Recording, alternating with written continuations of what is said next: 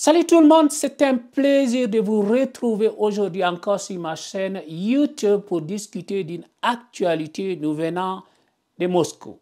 Aujourd'hui, nous allons nous plonger dans les récentes déclarations, c'est vendredi même, du ministère russe des Affaires étrangères concernant la crise politique au Niger.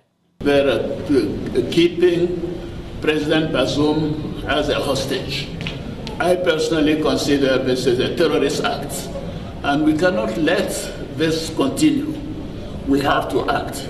Bien que Moscou n'ait pas officiellement soutenu le coup d'État survenu le 26 juillet 2023, un communiqué officiel publié dans le site Internet du ministère attire l'attention sur les conséquences potentielles de l'intervention militaire étrangère dans ces pays d'Afrique de l'Ouest.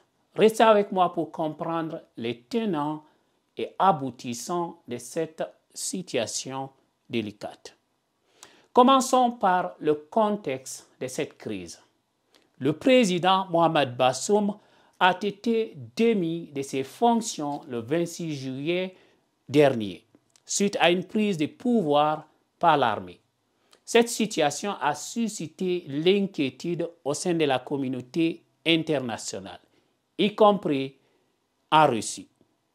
Le ministère russe des Affaires étrangères a publié un communiqué dans lequel il exprime son inquiétude face au développement au Niger. Le ministère russe a souligné l'importance d'empêcher une escalade de la tension dans le pays. Selon eux, le rétablissement de l'ordre public et l'ouverture d'un dialogue national inclusif sont les seules voies à suivre pour une résolution pacifique de la crise au Niger. La Russie note que malgré les circonstances, la situation générale dans le pays reste relativement stable, avec les institutions étatiques en fonctionnement normal. Un point crucial de ces communiqués est la position russe concernant l'intervention des militaires de la CEDEAO. Moscou soutient les efforts de médiation entrepris par la communauté africaine pour résoudre la crise. Cependant, la Russie exprime des doutes quant à l'efficacité d'une intervention militaire de la communauté économique des États de l'Afrique de l'Ouest.